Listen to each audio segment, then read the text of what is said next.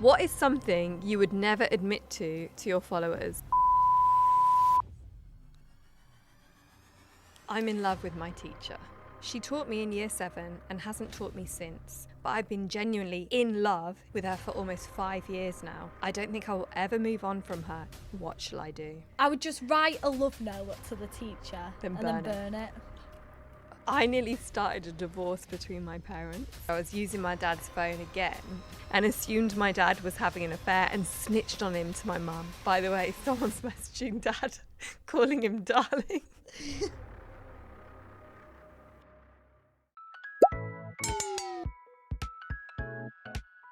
Okay, welcome to the Social Battery with Lily and Ali. I forgot our names for a minute. Woo! We have an audience member coming in, but she's not here yet. Nanny Plum. Nanny Plum's coming into the studio. Yeah, but to be fair, up to now, we're quite high spirits compared to last week. How's your social battery?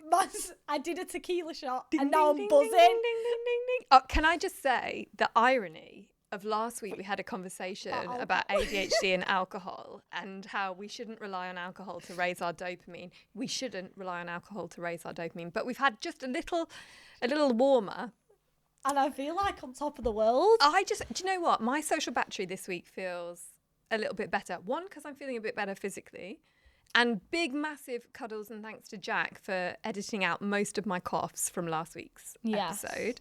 That was really hard work for him, but he's done amazing. He's got us off the ground. Yeah, because this week, obviously, you'll be seeing this in a few more weeks, but actually this week, our first episode came out. Yay!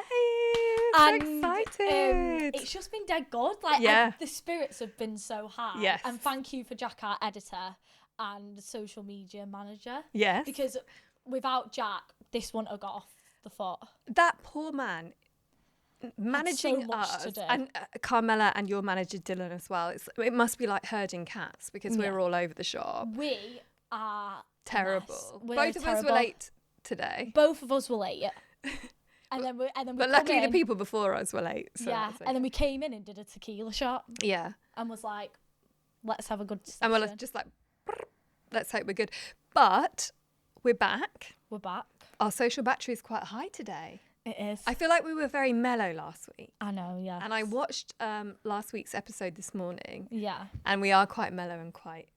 So we'll see how today goes because I think we want to mix it up a bit each week. But the social battery, what a perfect name for us. That's the whole point of it. Sometimes we're and sometimes we're down. But that's why it's perfect. Yeah. But should we chat about our week? So what are the updates? Oh my God, you're back from Paris. I'm back from Paris, You're guys! back from Paris! So the date with the billionaire, gorgeous. It was the biggest disaster in the world. I'm so gutted for you because you were so excited. The last time Nelly, before I even went on the date, I was like, what do I wear? Or I had my glass of wine. I got sent all the outfit options and I saw you earlier that day and you were wearing your jazzy danglers. The loafers. I was ready. I was ready for this old money fashion day. Yeah. But basically, so we planned to go out for drinks. We get there. We met. He wanted to meet at a theatre, like a famous theatre. Nice. So we literally walked and met up. Was it like the beginning of maths when they're going to walk to their wedding and it takes them about 3 years to slowly walk to the wedding venue? We met up and I was like, Lily. And I was like, So then we go to his favourite bar. We sit down and then he's like, so tell me about this reality TV show. I'm like, do we have to? Do we have to speak about the show? He was like, Lily, we've not seen each other in years. Like, so much has happened. I've seen so much on your socials. He was like, I've seen some of your ads for Indeed. I was like, your Indeed ads are hilarious, by the way. But it just gets worse. They are hilarious. So anyway, we sit down. He's like, I'm going to get a wine. He was like, do you fancy a wine? Like, do you want red or white? I was like, a red. He was like, okay. He was like, do you mind if I pick? I was like, I don't mind. But anyway, as we were chatting... Did he pick you a nice wine, at least? Just tasted a wine. I don't really know the difference between a nice wine or a bad wine. Anyway, we were chatting. And then And then we were like talking about what we're doing next. I was like, I'm looking for somewhere in London. I was like, where are you? And he was like, this is so embarrassing. I'm still living with my mum. He was like, obviously I have the apartment underground. I was like, you have an apartment? Basically in Paris. He was like, no, this is so embarrassing. He was like, you've changed so much, but I haven't. I was like, oh my God. No. But he's doing a double master's. So now he's doing business and he wants to get into politics. He was like, I was like, so how's the poetry? He was like, I'm going to be a politician. He's giving up the poetry. Oh, that was what you And liked as soon as he about said him. politics, I was like, I'm out of this conversation. And what way is he leaning? Left, right? Very right. He said very right. What does he mean Which by... doesn't surprise me because he's a very rich man. Yeah, But he's protecting his assets. But when he says very right, what did he specify what he meant, or... I don't know, but I didn't even want to ask at this point. And then I was like 4 drinks down. He was 1 drink down. The bill came. I was like, oh, I'll get the bill. It's nothing. He was like, this is so embarrassing. And then he was like, you know, I'd book your Uber, but it seems like you're okay now. And I was like, and he was like, how much do you earn, can I ask? I was like, whoa! No. And then he was like, what do you look for, like, in your future boyfriend? Like, who do you want to date? I was like, then I just went on a tangent. I was like, maybe like an artist, blah, blah, blah. And he was like, so you want to be the breadwinner? So what do you think from this? Bless him. I mean, I don't know. I would have unpacked what he meant a little bit about right-wing politics, because you can have a cross-spectrum political relationship, but it sounds like he felt intimidated by you because you've changed a bit since Well, you this is what I mean. He was like, saw you've him. changed so much, but I was thinking in a good way or a bad way. But after I came out, after I got my Uber, we didn't even kiss. I came in the hotel room screaming. Luckily, Thankfully, was there. Days was there to And then catch you in her arms. Because of I was love. like, I've gone so ugly. That's what I thought, personally. No. But then we unpacked what was spoken about. Yeah. And she was like, maybe he feels a bit intimidated. It sounds like he was intimidated and he had an idea of you before. And when he met you now, a little bit further down the line, like you're financially independent, you're doing different things, you're moving to another city. And that's not how he remembers you. Well, that's what Day said. She was like, let's be honest. Last time you were probably buzzing. He even bought you a drink, which is probably true. But now I can get my own drinks. You got his drinks. I got his drinks. Well, do you know what? We move on. On the car on the way home, I don't even listen to Pink, but all in my head was, what about us? What about all the times you said you weren't the answer? And so now, but it's quite... Did you feel a bit heartbroken? Yes, he's my muse. He's been my muse for years. And also, do you know when you go to sleep and then you imagine and you do your whole fantasies? Do you do that? Yeah, you tell yourself a little story to get yourself off to Yeah, sleep. like you crush. Yeah. And you imagine us together. I can no longer imagine me and Darius You together. can. I mean, I don't think it doesn't have to be over, but you would have to accept each other as you are now. And that's your decision to make. Who knows? I know. Who knows what the future brings? But then after that, Days was like, oh my God, you look so fit. We must go out. So you went back out. So we went back out. I showed her the place where we met. And then we put an end to it. We was like, this story's over. And then we ended up in a gentleman's bar. What, like a strip club? Yeah. Okay. And then I woke up the next day and I didn't leave the hotel room in Paris. I was in the fetus You did position. FaceTime me the next day. No, Days FaceTime me the next day and you looked in a sorry state. I was so hungover. That's a red wine hangover. Yeah. I couldn't even lift my head up. Oh, gosh. But yeah. So, but apart from that, Paris was beautiful. And you looked beautiful. Paris looked incredible. We need to go to Paris. We do. Oh my gosh. I had such FOMO. I was in the Late in Life studio and you were out schmoozing with French billionaires. Like, but this is the thing though, like I feel like Paris is very like, oh, a romantic city, but it's so fun with your friends. Like I always go with my friends and I have the best time.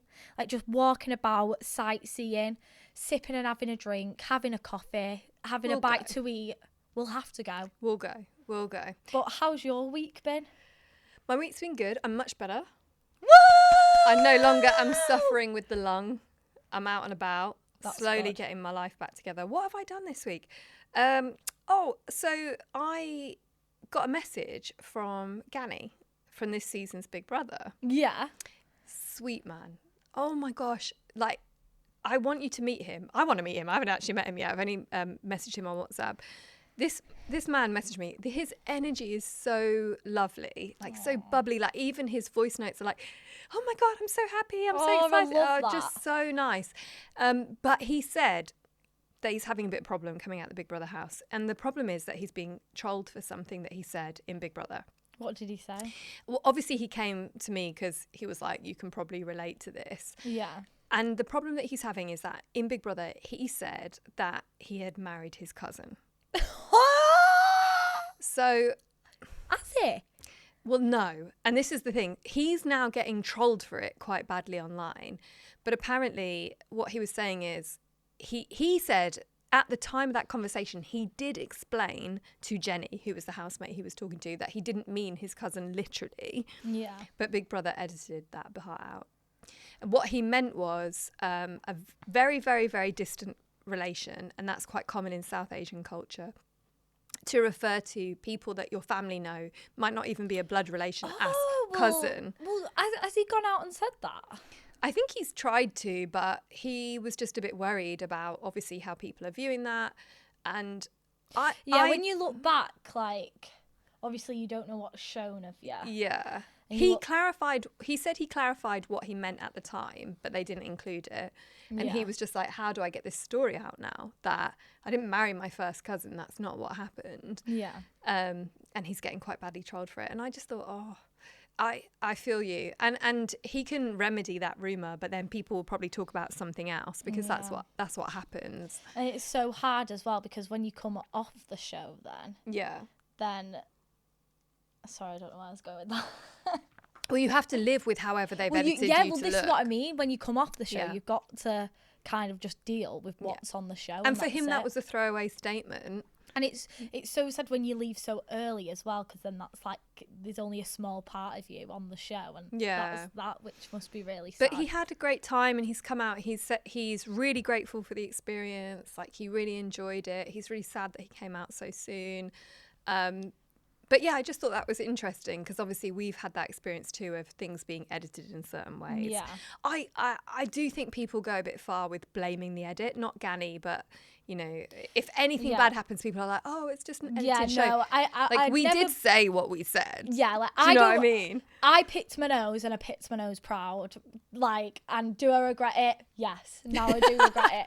But that's what I did, and that was the thing. But yeah, I've never blamed the edit because I'm like, okay, my take is context was missing.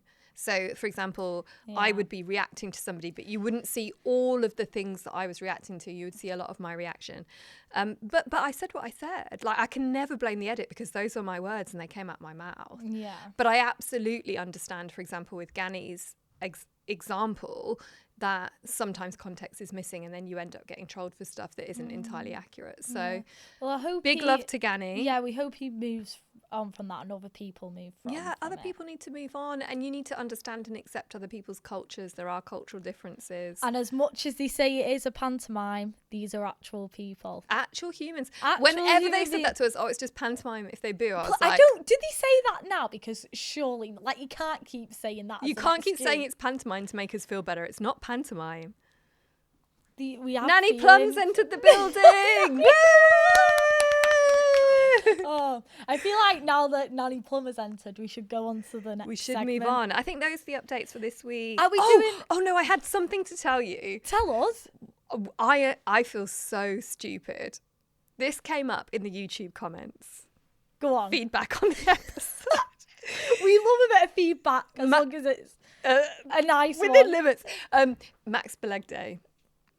Oh, I think I've seen this. Not his real name.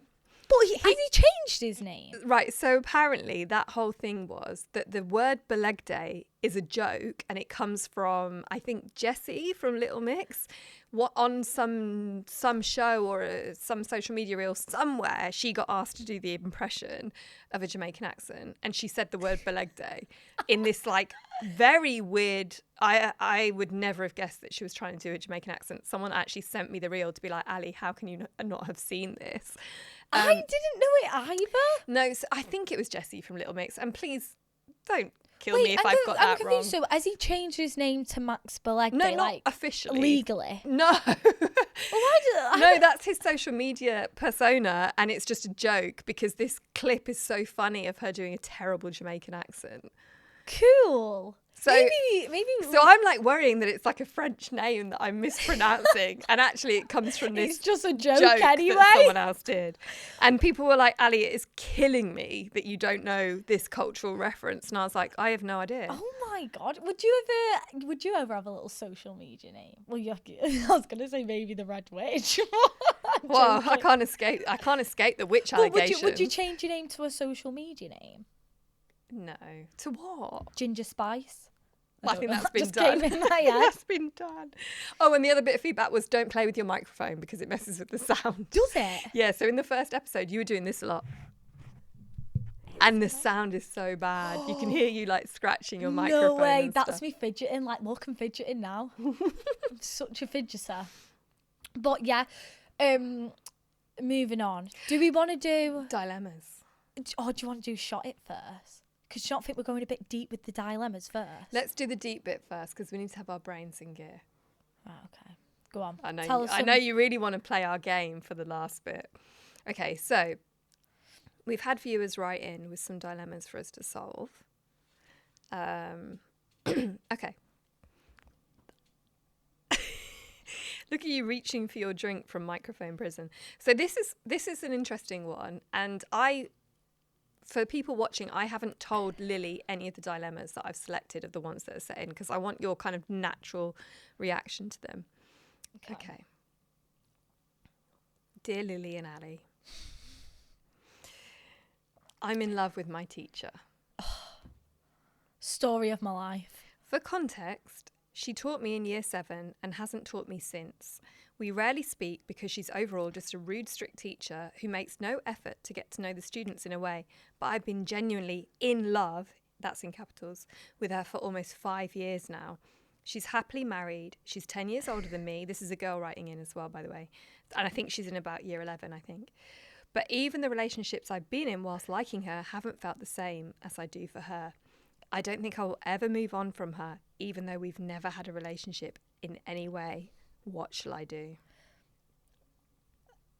It sounds so bad, but like, there's so many options to go across this. You can have the fantasy, you can have the fantasy option where you just I'd probably listen to some music and then just romanticizes in my head. Or I'd write like a secret letter. How can you not do that? What?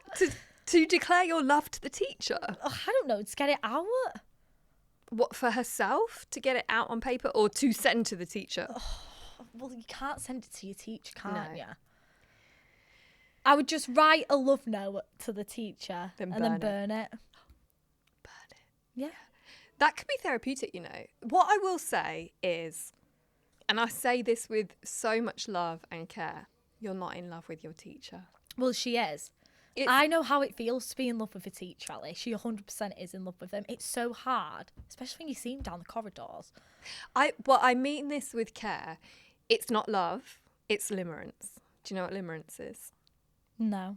So limerence is when you build up a fantasy in your mind and you can have really strong feelings attached to the idea of limerence. You imagine all scenarios with the person that you have a crush on, and it becomes very powerful. But the important thing to do is recognise that it's limerence, not love. That means it's a fantasy, it's not real. But what do we do about the fantasy? So here's what I think. You have to first of all start by acknowledging that it's not love, because the truth is you don't know your teacher. You don't know anything about their life, what they're going. You don't know. I mean, even in their message, they said they're actually quite rude and strict. They're not someone who is. I think what she was saying do you think she's emotionally or physically attracted? I don't know, but Maybe what she likes what the she was saying, strictness. what she was saying was, because I did ask her follow-up questions. She was saying that actually she's never really had a relationship with the teacher in terms of like student-teacher. So it's not this idea that she's become attached to someone that's caring for her, because they don't even have that connection. It's literally just like an on-site crush. But Bit of eye candy. something like that, and then it's developed into something a bit more, so much so that it's affecting her relationships, which I think is sad, because she's robbing herself of the opportunities for good relationships with someone who's real. So my advice would be, recognize that it's limerence, not love. Recognize that it's a crush. Remind yourself that you know nothing about this woman, only her professional image at work, and that's not really her.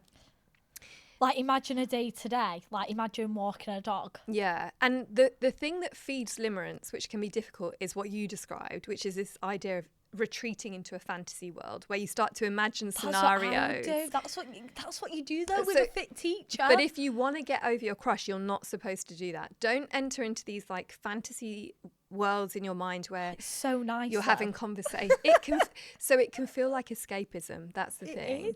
So I would also ask yourself, are you trying to escape some kind of concern or worry in your everyday life? Like, are there other things going on for you that actually disappearing into this fantasy feels a bit of comfort? Yeah. So work on those issues. Think about those issues and fill your life with good things and good people so that that becomes less strong in your mind. But don't feed the fantasy with allowing yourself to go off in your mind. I think I need this as well, especially with what we were on about in Paris. Not to relate it back, but that's very true. Because you'd had this, like, you build people up. The more you indulge the fantasy, the more you build them up, the stronger the feelings become.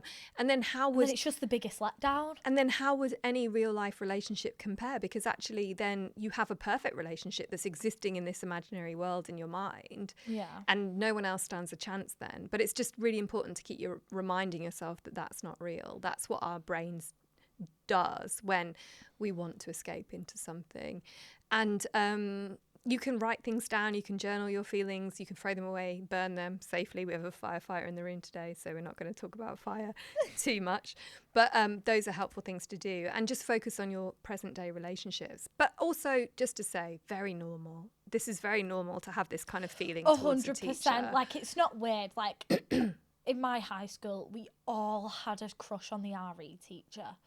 I personally had a crush on Mr. Garrett, the science teacher.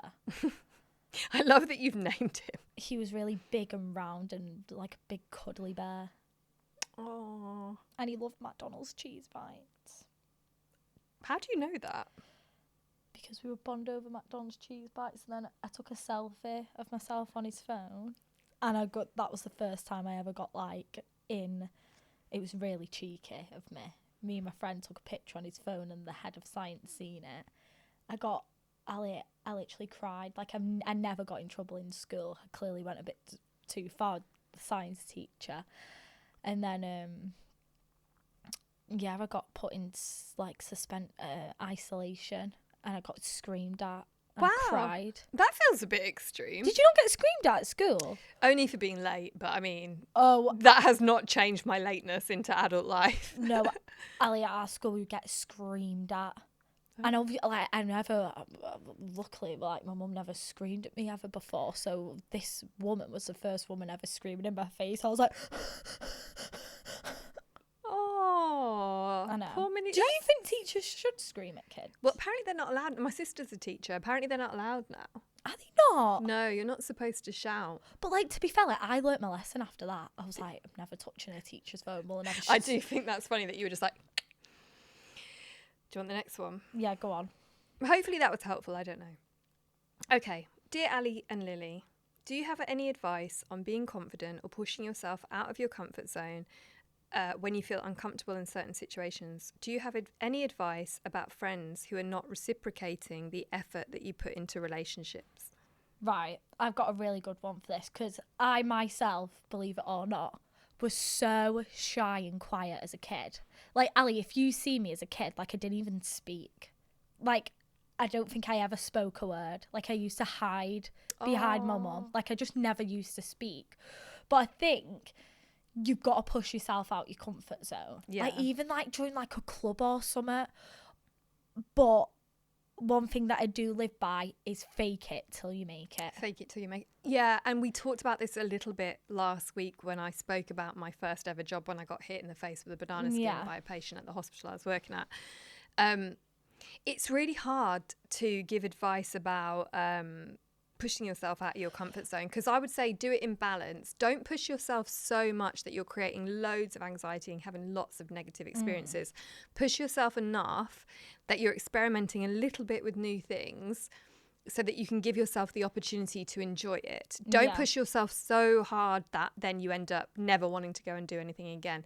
Find things that you like, find things that you enjoy, plug yourself in. I have to admit, I faked it throughout my whole 20s. This is what I mean. I faked if you want to be confident, confident, you've just got to fake it, and then when you see yourself acting more confident, then it gives you even more confidence. Yeah, because then you get positive reactions from people. Yeah, and then it boosts it up. And then you, over time, you naturally become more confident.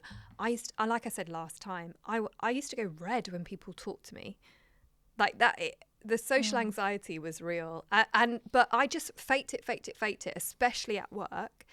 And then over time, I just found like a comfortable pace. Yeah. But what about this idea of friends not giving the same amount of energy that you're giving? Oh, I think well, maybe at a younger age as well, it's so much harder. This person's in their 20s. They're an adult. Oh, yeah. okay. Right. I think you've got to venture out to new friends. Yeah. 100%.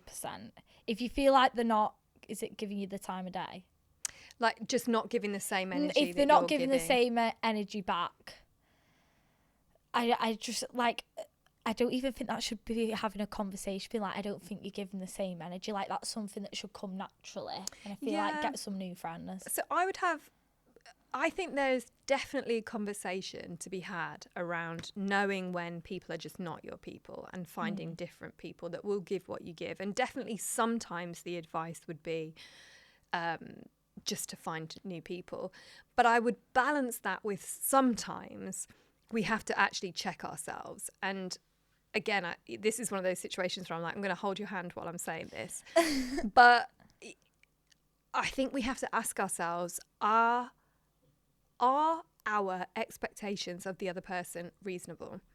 That's very true. Do they line up with the amount of time I've known this person, for example? So if you've met a mate and you've only been friends like a couple of weeks or a month, what is the normal or reasonable expectation to have on that friend? Are you expecting them to be free every week? Are you expecting them to be your confidant, the person that you pour all your secrets out to? Because maybe the relationship hasn't had enough time to ferment or grow or develop to have that kind of expectation of that friend, because actually those kinds of friendships, they take years to really feed. And I would say your friends are like plants. Like you have to water the relationship and then it will grow over time. It's not something that will happen overnight, that you can meet a new friend, think that you get on really well, and then have loads of expectations of them, either for their time or for their emotional availability. That's something that develops over time. You know, I wouldn't have poured out my deepest, darkest secrets to you on, you know, the first night of meeting you. Whereas now, a year in, I might ring you and be like, can I just run this by you? I'm not sure how I feel about it. No, 100%. And especially in your 20s as well. Yeah, and I also just to remember as well that when people are not free or when people are not emotionally available for you, it's not always about you. Sometimes you just have so much stuff going on in your life. You can't pour all the love that you want to in your friendships. But that might ebb and flow over time. So I would balance the idea of sometimes you need to move away from people. But say if we were supposed, so you've just told me that and I'm supposed to reflect, how can I reflect on it? So I would say it's a balance. Trying to work out, and I think all this takes time, friends that you need to move away from and actually just say, maybe we're not each other's person and you're not right for me and I give more than you give, so I'm therefore going to distance myself and find people who can. But the other thing is having the conversation with yourself about, are my expectations reasonable for time and emotional effort? The other thing would be to give some relationships some time to grow. Yeah. Because I think especially if you've got ADHD or like that kind of thing, we want to kind of trauma dump. We want to go very deep, very quickly, and not everybody's ready for that. So no, I'm going to be honest, like when I meet someone new, it takes me a good 6 months to actually Like, be able open to up. generally speak how I feel. I feel like when people first meet me, it's a wall and it's the lily wall.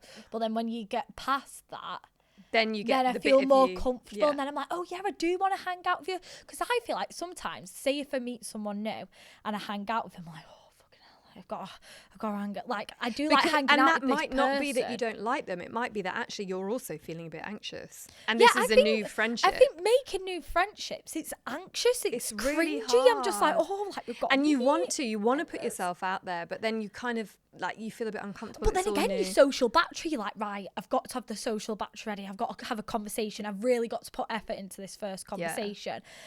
Like, I feel like making friends as well, it is hard. Do you know what I mean? It is really difficult. And something, I will be honest, something that will make me back off from a friend is if they give me a hard time when I'm not giving them enough. Yeah. Because I just think, have you asked yourself what's going on in my life? Work, friends, family, my own like mental health, my own grief. Do I have the capacity to give you what you need? I need friends in my life that will have compassion for me if I say, I'm going to have to cancel tonight because I don't feel well. You know, and for me, obviously, you know, my health, I have to cancel. I will never cancel on a friend. When I've made a plan, I will stick to my plan unless I am so unwell that I can't make it. Yeah. So for me, if I then need to cancel because my fibroids are hurting and I'm, you know, I'm sick. My fibroids are kicking off. Like, I need friends that will go, Ali, take your time and come back to me. If a friend gives me a hard time in those moments, that makes me want to pull back from the friendship and I don't want to invest in it anymore. And I think that's the thing with friendship, especially as an adult. You're no longer at school and just going to the chip shop after school. Well, that's what I mean. When you're an adult, like, it's so much harder. It's harder to even meet friends, like, with your schedules. Like, I barely see my friends anymore because it's so hard. My, like, best friend of, you know, more than 30 years, I'm seeing 2 or 3 times a year max because of scheduling and life, and you have to have compassion. Think it's hard to actually make new friends in your 20s when you've got a schedule and you're busy. It's not like when you're younger and you can just see each other willy-nilly. No, exactly. But then it's also about keeping that up. Yeah. So I guess what we're saying is the question about what shall I do about friends that don't give as much as I give is just really think about all of these things and think about what's a reasonable expectation of your friends. And then, you know what, if you're being really reasonable, you've given time for the friendship to grow and all of that stuff, and they're still being a bit crappy, then that's your time to just take a step to back. back off and find some new friends. I wonder, they should be like, instead of a dating app, they should be a friend dating app. I think there are. I think you can set dating apps to friend settings. There's also an app called Meetup, which has like hobbies and different events that are happening, so you can meet like-minded people. That's cool. Do you know there's a double dating app, so where you and your friend are matched, and then if you match 2 guys, then you get like put into a group of 4. Really? And then you go out on a date. I've not heard of this. Thank God. My housemate invited herself with me into town and then forced me to go to a coffee shop when she knows I'm autistic and hate the smell of coffee. She barely spoke to me because she was on her phone, and the entire time we're in town, she only spoke about herself constantly. She kept making jokes about me being overstimulated. It's all just really put me off her, but I'm a people pleaser and I'm scared of conflict. What should I do, if anything at all? Honestly, suck her off big time. Clearly she's not listening to you, and it's the making fun of, clearly just on 2 completely different levels, and shows no compassion at all. Yeah, I have to say, obviously in the last dilemma we were talking about having a balanced approach, checking our own thoughts, checking the other person and as well. But I do think actually this person doesn't sound like your person. No. If you feel able to, you could have a conversation and explain how it made you feel, but you don't have to. And maybe just set some boundaries. So like, just know that maybe she's good to have a talk to here and there, but maybe not. But this other person, they know you're autistic. Do they know what autism is? Do they know what it feels like? Do they know what those social experiences feel like? I would maybe be asking them that. I'd be saying, you know, you made these jokes. Do you understand what that means? Because maybe they made a joke because they were feeling a bit uncomfortable and they wanted to break the ice and open up the topic of conversation, but actually it just wasn't landing right. I always think, if in doubt, just say what you're thinking. Yeah, I think actually you should be really open up and honest and be like, as much as it as hard as it is to be honest with someone, I find it really struggling being honest about how I feel, and if it makes an awkward conversation. Same, I would avoid it if I can. I would avoid it, but I think with that because also we have to remember the situation. This person agreed to meet with you for coffee. There must be a reason why they're there, and then they didn't manage it well when they were there. But surely the fact they were there means something about wanting to be your friend, wanting to be around. So my life hack is, if you're ever unsure about what to say, just say that. Start with, I don't know how to say this, or I'm really unsure about how to frame this. That's my life hack for everything. It's so awkward though as well though, because like some people like who are autistic and some people are not don't understand, so I don't think like some people don't take it seriously when saying I don't like the smell of coffee. That could just blow over someone else, like and actually 10 years into a friendship with someone, you might be perfectly fine with them making jokes about you being overstimulated. Me and Natasha make jokes. She's here today, so I'm just staring at her. We make jokes all the time about you're overstimulated now, blah blah blah, and that's okay because we have the like level of connection to be able to do that safely. But is the level of bants there for that? Yeah. And if it's not, that's really fucking you don't have to be a people pleaser. You don't have to get things right if you want to raise things. You don't have to worry too much about always getting it right. And like I said, this is my life hack. If you're ever uncertain about what to say, start with, I don't know what to say, but... I've realised though, from all this, especially with your things, I actually should be, when I've got an issue with someone, actually just say how I feel, because half the time I'm just be like, never seeing you again, ta-ra. I do that as well, but I think there's a middle ground. You don't have to be really direct. You can say, I really value you, and that's why I'm bringing this up, and I'm really unsure about how to say this because I care about you, but something that's been on my mind is XYZ. Yeah. So when I'm not sure, I always start by saying I'm not sure, or I might say I could have got this wrong, but actually I experienced this in this way, and I'm just wondering. Actually, sometimes I can make assumptions about other people's intentions and I don't want to get it wrong. I don't want to assume this about you, but this is how I felt. What do you think? Yeah. So I'll say something like that. Can I give one more dilemma? I know you want to move on, but there was one I wanted to bring up because I think you'll have a good answer for it. Right, go on. Dear Ali and Lily, I wonder if you can help me. My BFFs, I don't know how old this person is. I feel like they might be quite young. My BFFs have recently stopped talking to me, having gone on holiday. I went on holiday with my mum and I ran into a boy that we all know. No one in the girl group, as far as I'm aware, had a crush on this boy. But since I've come back, no one's talking to me. What shall I do? How do you know it's the boy? I thought that as well because she's she's in a situation where suddenly her BFFs, and she said BFFs, her best friends forever, are no longer talking to her. The only thing she can think is that she ran into this guy on holiday. Maybe it feels like there's a bit more to the story that we haven't got. Yeah. And without those answers, I guess it's hard to give advice. I think it's just being straight up and being honest. We don't know if she's asked him. We don't know if she's asked them. I should have asked some follow-up questions, but it was a difficult situation to understand when I was reading the dilemma. But I would say, if your friends are prepared to drop you because you happen to be in the same space as a guy, whether they have a crush on him or not, like that's not your fault. You're on holiday with your mum. Yeah. And also just to say to anybody who is listening who is of school age, I know it feels really difficult, and I know school is a very difficult time, and it feels like if you're alone at school, you're going to be alone forever. And then like girls and boys mixed as well, all of that. I just can't express enough that female friendships are so much more important than male validation being in a relationship. But equally, the people you meet at school are not going to be your forever friends. These are people. I have friends. Well, not to brag, I do have friends from high school, but then again, we all never had boyfriends, and no one wanted us. Some of my longest. I mean, I'm still friends with Viv. We've been friends since we were 10, 11. Sometimes you get lucky, and at school you meet your people, but that's actually quite rare. But this could be like a very weird opinion, but me and my friends in high school, we never argued. Ever. None of us never argued over a guy because no guys ever wanted us. Oh. So we would never argue over a guy. We were all like mildly bullied, all in different ways. But I feel like that's why we never argue, because we never had a guy to argue over. Do you know what I mean? Yeah. Like, I feel like so many, like, high school stuff is like, oh my God, she dated him. Oh my God, she's dating her. Blah, blah, blah, blah, blah. I think when we take relationships and, like, male validation out of it, actually, friendships are so easy. Yeah. Value your friends. Pour love into your friendships in the same way you would romantic relationships. Buy your friends flowers. Take them out for dinner. Yes. Oh, honestly, female friendships. Because if you build if you build a good friendship, you don't need that many. You just need one or two of value. Also, with the chicks before dicks.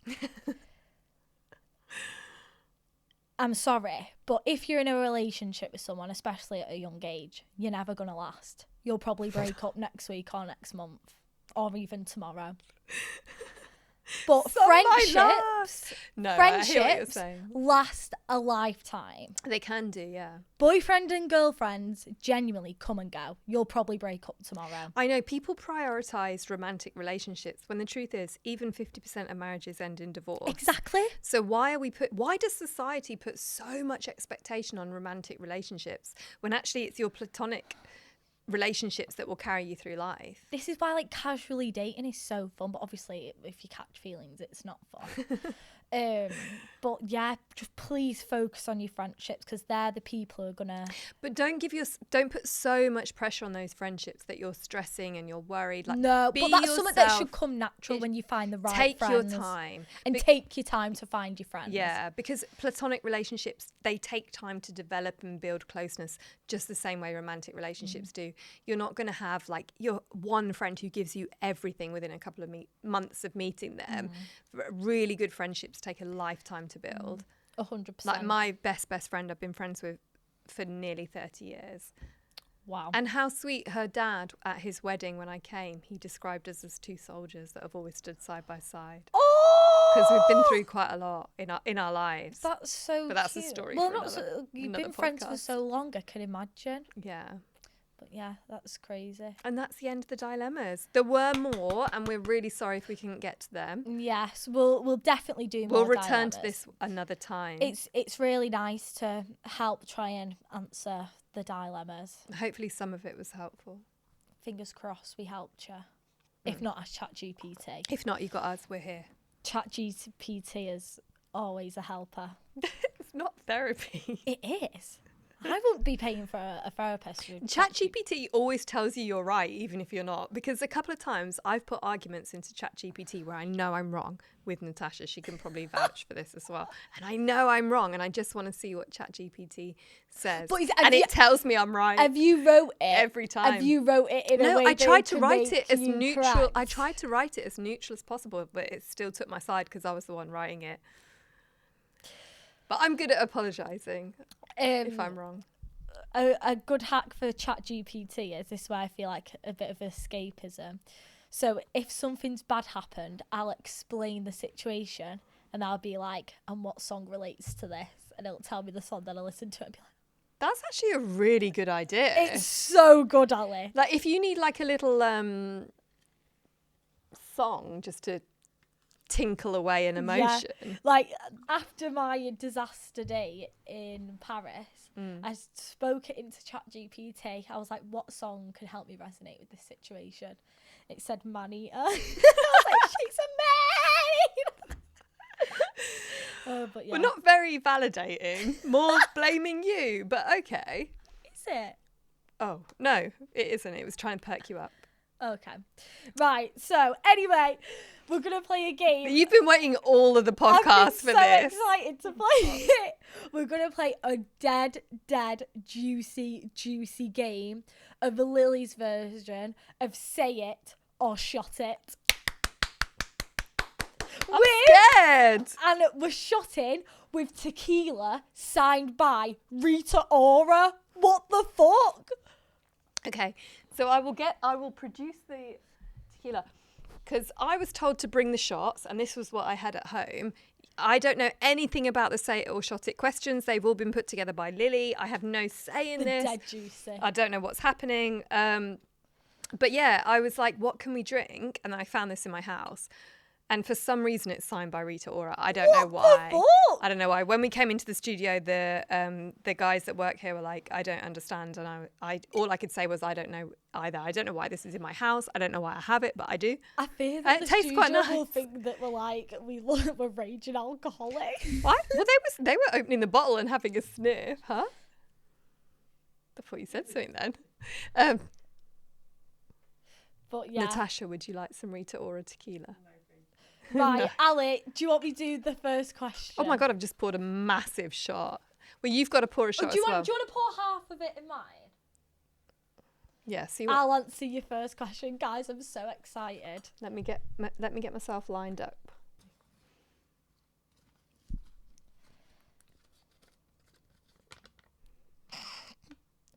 Do you like me? That's easy. Of course I do. Shot! Why would I drink to that? Because it's a positive.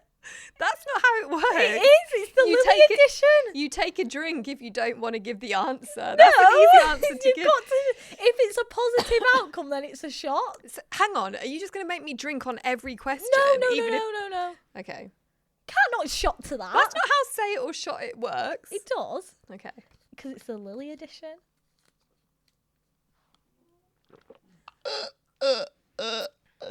Okay. Would you like to ask me a question? I thought that was going to be juicy. Do you like me? No, I can't stand you. That's why I'm doing a podcast with you. The fact that's how your brain works. ChatGPT came up with better questions than that.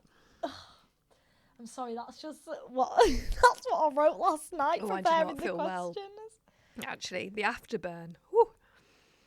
Although we did get a lesson in tequila and mezcal when we came in from the guys that run the studio, didn't we? No, that's a question for me. I can't ask that to you. It's about veganism. These are not juicy.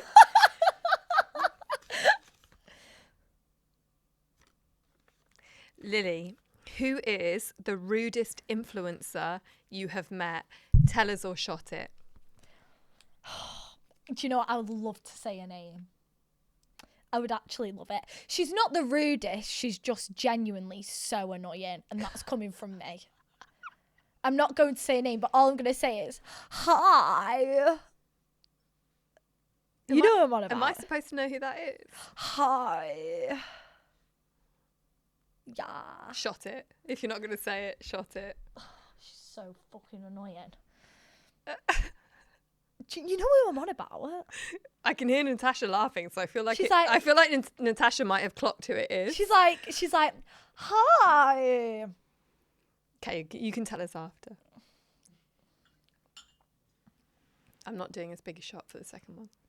Oh, shot it. Oh, okay.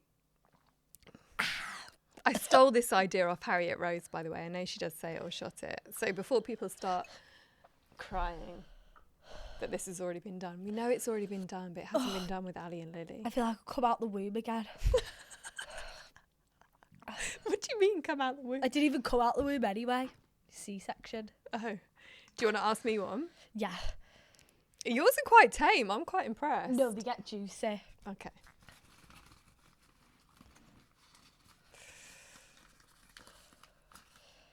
Ba-dum-ba-dum-bum-bum. Woo! Why you ginger? This is so dumb.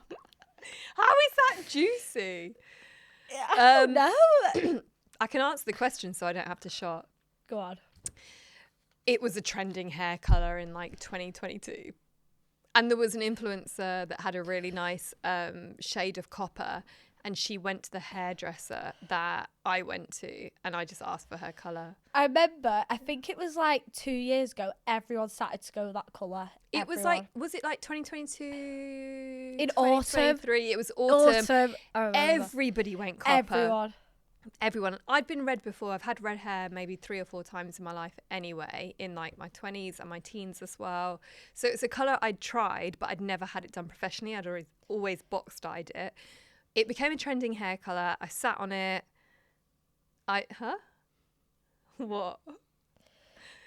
It was a trending hair colour. I sat on it for a bit. I waited for it to go out of fashion and then I dyed it. Do you think you would ever go a different colour again? Because I couldn't imagine you with another hair colour. Well, probably, because I've had every hair colour. I've had black hair with red stripes. I've had blonde. I've had white blonde, Gwen Stefani blonde.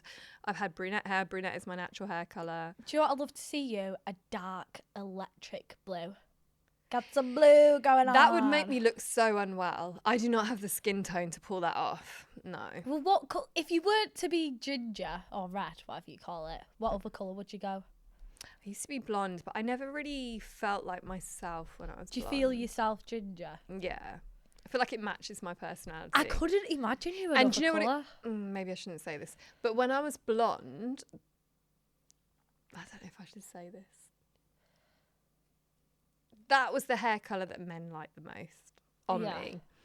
And I think going red was a bit of a rebellion against that, of like, actually, I'm done, like, trying to appeal to the male gaze. You want to appeal to the lesbian gaze?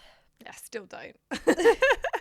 They still prefer blonde or brunette. But okay. What's all this? What? I just seen loads of eyes across the room. I was just, because I mentioned the male gaze, I was like, oh, and my girlfriend's in the room. Is that okay? Is it okay? That's okay. Okay. Right, I'll let you.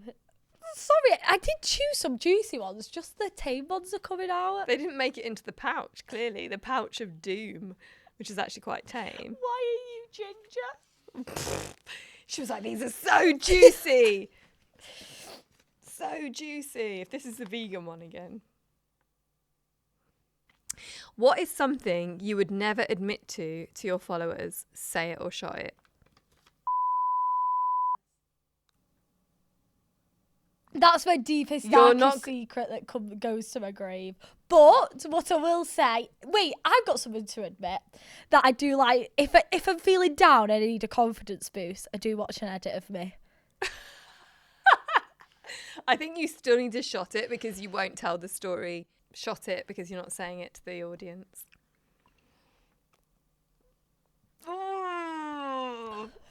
Oh God, you retched. She retched. Oh no. Okay, you can ask me a question now.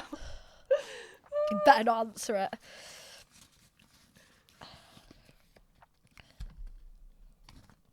I love how you put that back. You're like, that's too boring. You okay? Do you need some water? So.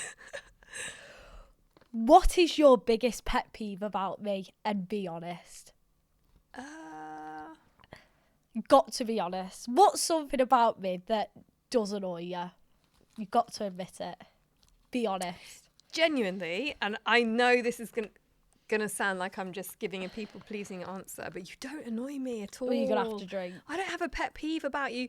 Like nothing. You're nice, you're kind. I'm always there. You're late, but I'm late too. Exactly. You're disorganised, but I'm disorganised too. And actually, that's what... Do you know what I feel like? We're all on the same playing field. But do you know what I mean? This is the thing. The things that, if you had friends with other people that would annoy them, don't annoy me because I'm the same. But I feel like even though we're late, we have the same compassion that we're late.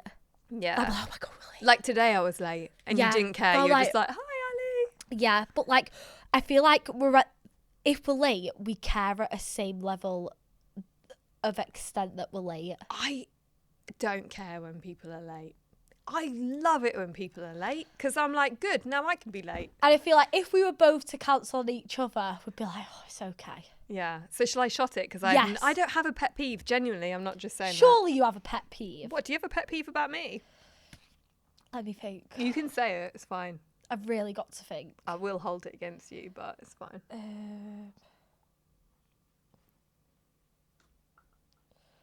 Well, that was painful. Yeah. Yeah. Not painful. as bad as some tequilas, but It's a posh tequila. I may need some help getting out of here today.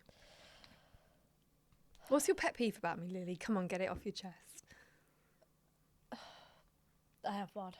Go on. I actually do have one. Go And this is, I can be honest because. Yeah, go on. So. My pet peeve about you, Ali, is that.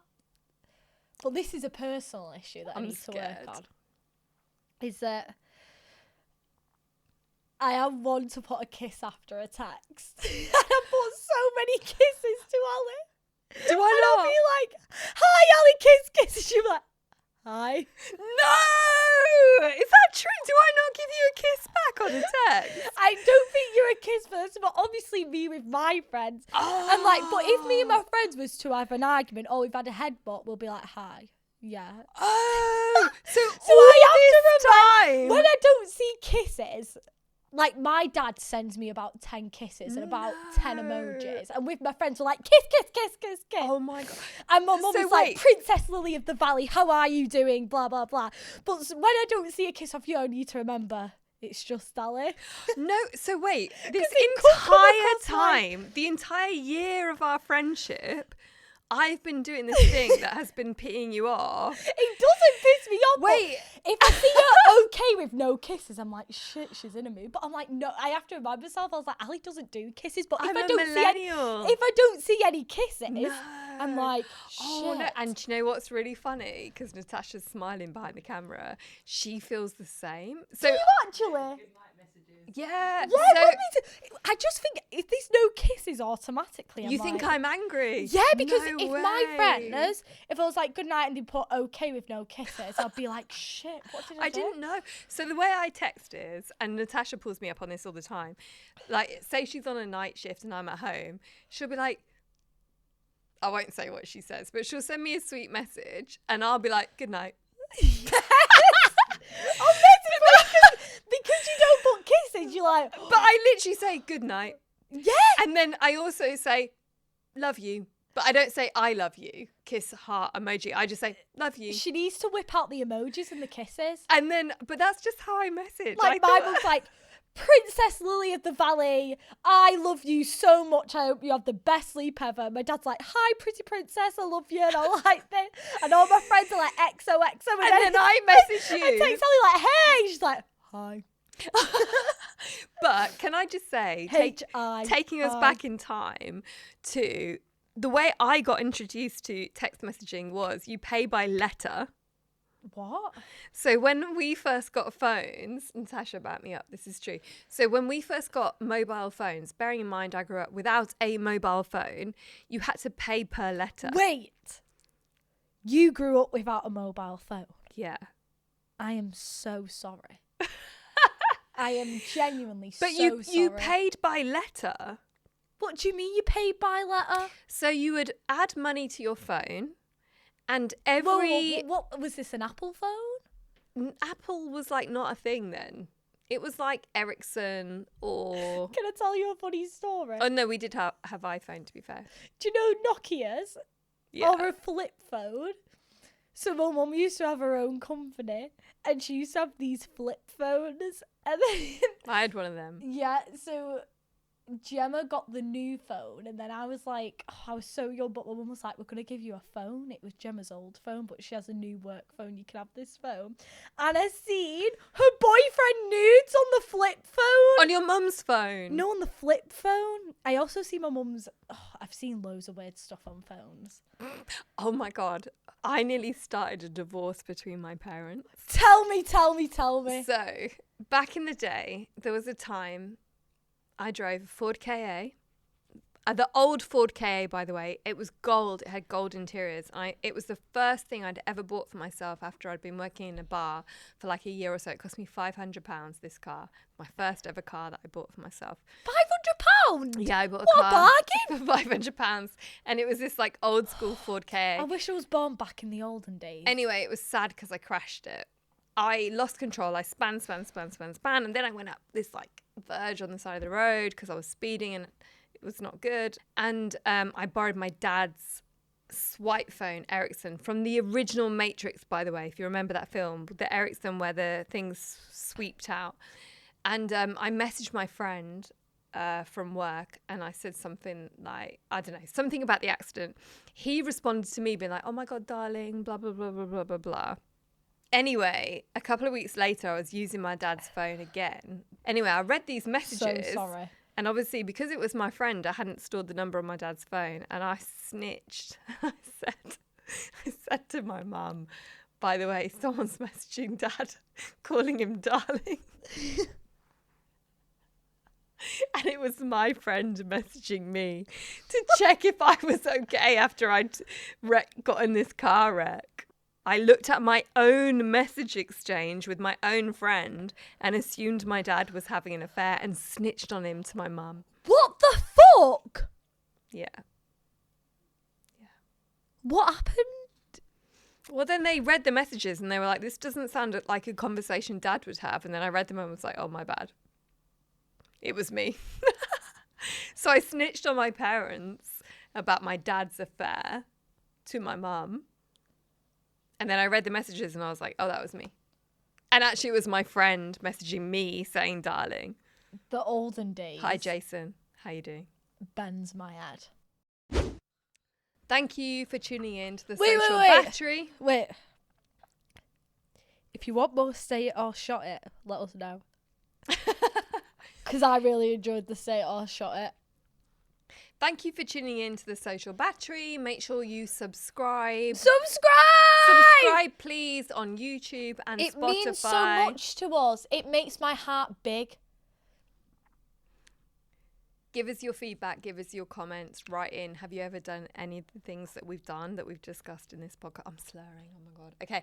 We love you. Thank you. Subscribe and bye. We love you. Bye.